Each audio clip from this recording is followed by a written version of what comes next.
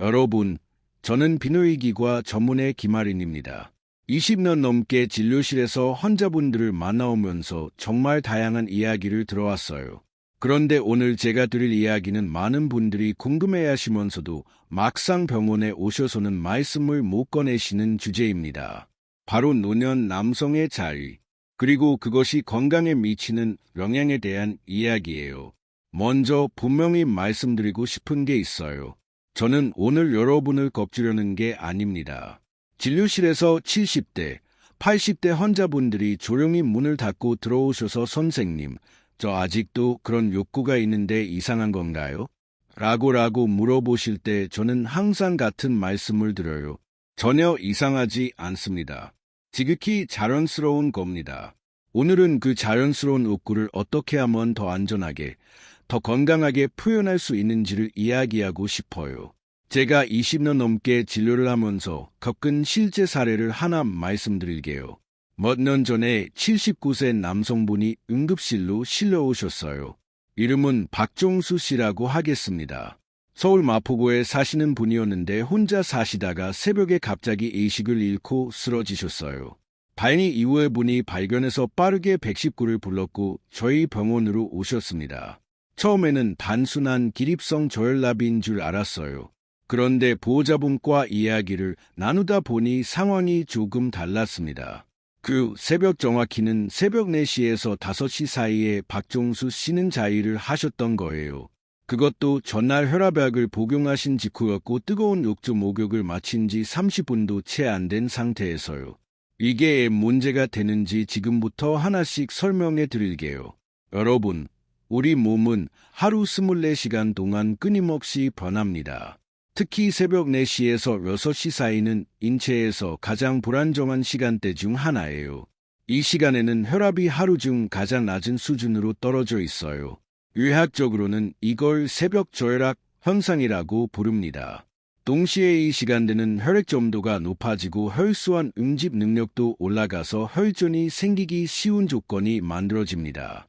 실제로 심근경색이나 뇌졸중이 새벽 시간대에 집중적으로 발생한다는 통계가 있는 것도 바로 이 이유 때문이에요. 그런데 여기서 많은 분들이 모르시는 게 있어요. 남성의 경우 새벽에 자연스럽게 발기가 일어나는 시간이 바로 이 새벽 4시에서 6시 사이예요. 이른바 새벽 발기 현상이죠. 이건 수면 중 렘수면 단계와 연관된 완전히 정상적인 생리 현상입니다. 문제는 이 시간에 몸이 각성하면서 자유행위로 이어질 때 심혈관계에 갑작스러운 부담이 가해진다는 거예요. 자유행위 자체가 문제가 아닙니다. 타이밍과 몸 상태가 문제입니다.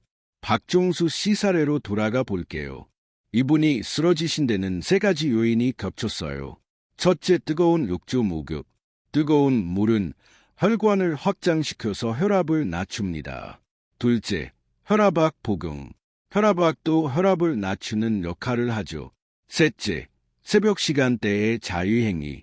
자유행위는 심박수를 높이고 혈압을 순간적으로 올렸다가 행위가 끝나면서 혈압이 급격히 떨어지게 만들어요. 이 3가지가 동시에 겹쳤을 때 몸은 버티지 못했습니다. 뇌로 가는 혈류가 순간적으로 부족해지면서 실신하신 거예요. 다행히 크게 다치지는 않으셨지만 만약 발견이 조금 늦었다면 결과가 달라졌을 수도 있었습니다. 그렇다면 여러분이 진짜 궁금하신 건 제가 직접 여쭤볼게요. 얼마나 자주 해도 괜찮냐는 거죠. 진료실에서 제일 많이 받는 질문입니다. 그리고 솔직히 말씀드리면 이 질문에는 정답이 없어요. 사람마다 체력이 다르고 기저질환이 다르고 복용하는 약이 다르기 때문입니다. 하지만 일반적인 가이드라인은 드릴 수 있어요. 70세 이상 남성 기준으로 심혈관계 질환이 없고 혈압이 안정적인 분이라면 주 1회에서 2회 정도는 전혀 문제가 없습니다. 오히려 전립선 건강을 위해서는 정기적으로 사정을 하는 것이 권장되기도 해요. 전립선 분비물이 정체되면 전립선염이나 전립선비대 등의 위험이 올라가거든요. 그러니까 완전히 하지 않는 것이 건강에 좋다는 건 잘못된 생각입니다. 다만 고혈압, 당뇨, 심장질환, 뇌혈관 질환을 갖고 계신 분들은 조금 더 신경을 쓰셔야 해요. 이런 분들은 행위 전후의 몸 상태를 특히 잘 살피셔야 합니다. 60대 후반이신 분들께도 말씀드릴게요. 60대는 절대 노인이 아닙니다. 세계보건기구 기준으로도 65세부터 노인으로 분류하지만 실제 의학적으로는 개인차가 너무 커서 나이만으로 판단할 수 없어요. 제가 진료실에서 만나는 65세 환자분 중에는 40대보다 혈관 상태가 좋은 분들도 계시고 반대로 60세인데 심혈관 나이가 75세인 분들도 계세요. 중요한 건 나이가 아니라 여러분의 실제 몸 상태입니다. 배우자와의 성관계에 대해서도 말씀드릴게요. 하루 걸러 하루 혹은 매일 관계를 원하신다는 분들도 계세요. 이것도 마찬가지입니다. 파트너가 있는 성관계는 자유보다 심리적 안정감이 더해지기 때문에 오히려 혈압 변동이 덜한 경우도 있어요. 하지만 체력 소모는 분명히 있기 때문에 다음날 피로감이 심하거나 가슴이 두근거리거나 어지럽다면 빈도를 조금 줄이시는 게 좋습니다. 몸이 보내는 신호를 무시하지 마세요. 자, 그러면 어떤 상황이 위험한지 구체적으로 정리해 드릴게요. 제일 먼저 혈압약이나 전립선약을 복용하신 직후는 피하세요. 많은 혈압약과 전립선비 대칭 치료제가 혈관을 이완시키는 작용을 합니다. 약이 체내에서 가장 활발하게 작용하는 시간 보통 복용 후 1시간에서 2시간 사이에 강한 신체 자극이 가해지면 혈압이 과도하게 떨어질 수 있어요. 두 번째, 뜨거운 목욕이나 사우나 직후입니다. 특히 우리나라 어르신들은 목욕탕 문화가 생활에 깊이 자리 잡고 있잖아요. 동네 목욕탕 다녀오시고 개운한 기분에 그러시는 경우가 있는데 목욕 직후에는 혈관이 이미 확장된 상태예요. 적어도 1시간은 기다리세요. 세 번째, 새벽 4시에서 6시 사이입니다. 앞서 말씀드린 것처럼 이 시간 몸이 가장 불안정해요. 새벽에 욕구가 생기더라도 가능하면 아침 햇빛이 들어오는 시간 이후로 미루시는 게 좋습니다. 아침 7시 이후 몸이 충분히 깨어난 상태에서 하시는 게 훨씬 안전해요. 네 번째, 과음 후입니다. 술도 혈관을 확장시키고 혈압을 낮춥니다. 거기다 판단력과 몸의 신호를 감지하는 능력도 떨어지게 만들어요. 음주 후 자유나 성관계는 예상보다 훨씬 심혈관에 부담을 줄 수 있습니다. 다섯 번째, 몸이 아프거나 피곤할 때입니다. 감기 기운이 있거나 며칠 잠을 못 주무셨거나 소화가 안 되고 속이 불편할 때는 몸이 이미 스트레스 상태에 있어요. 이럴 때 추가적인 심혈관 부담을 주는 건 좋지 않습니다. 이제 또 하나 여러분께 솔직하게 말씀드리고 싶은 게 있어요. 과학적 근거가 있냐고 물어보시는 분들이 계세요. 맞는 질문입니다. 좋은 질문이에요. 의학 정보는 반드시 근거가 있어야 합니다. 제가 오늘 말씀드린 내용들 새벽 시간대 혈압 불안정, 혈압 악화, 혈관 확장의 상호작용, 뜨거운 목욕 후, 혈압 저하 이것들은 모두 심혈관 의학 분야에서 확인된 사실들이에요. 하지만 솔직히 말씀드리면 노년층 자유와 사망 위험을 직접 연결한 대규모 임상 연구는 많지 않아요. 이 부분은 인정합니다. 제가 오늘 말씀드린 건 각각의 의학적 사실들을 임상 경험과 결합한 것이에요. 의료 정보를 접하실 때는 항상 비판적으로 보시는 게 맞고 궁금하신 점은 담당 의사 선생님께 직접 여쭤보시는 게 제일 좋습니다.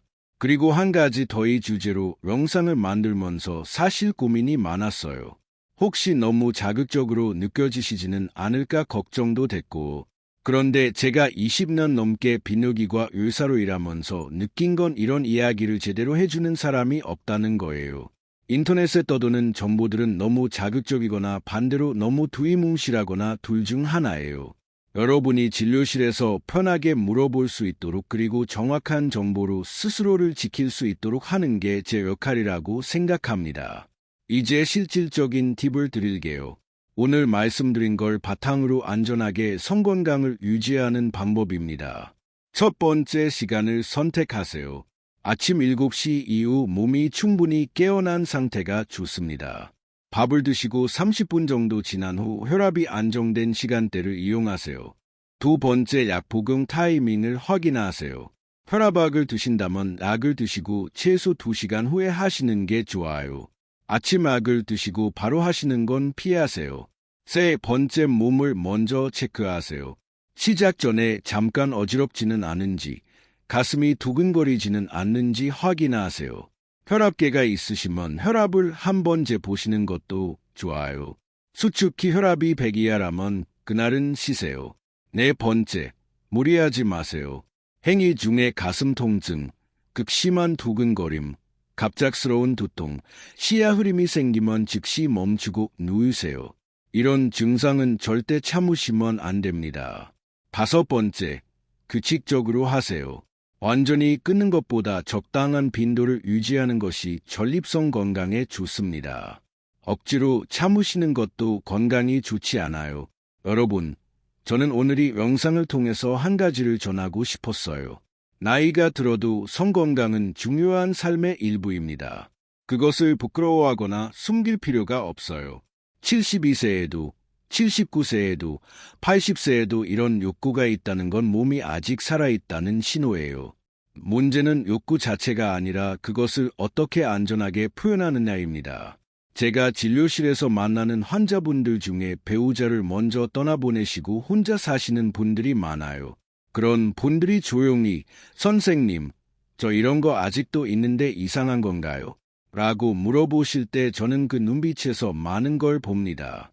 외로움도 있고 수치심도 있고 동시에 자신이 아직 살아있다는 것에 대한 안도감 같은 것도 있어요. 그분들께 항상 드리는 말씀은 이겁니다. 이상한 게 아닙니다. 다만 안전하게 하세요. 오늘 제가 드린 정보가 여러분의 건강을 지키는데 조금이나마 도움이 되었으면 합니다. 궁금하신 점이 있으시면 댓글로 남겨주세요. 제가 직접 답변 드리도록 노력하겠습니다. 특히 복용하시는 약이 있으신 분들, 고혈압이나 당뇨가 있으신 분들은 본인 상황에 맞는 구체적인 질문을 해주시면 더 도움이 되는 답변을 드릴 수 있어요. 여러분의 몸은 여러분이 제일 잘 알고 있습니다. 하지만 가끔은 전문가의 시선도 필요합니다. 저 김아린이 그 역할을 하겠습니다. 오늘도 건강하세요.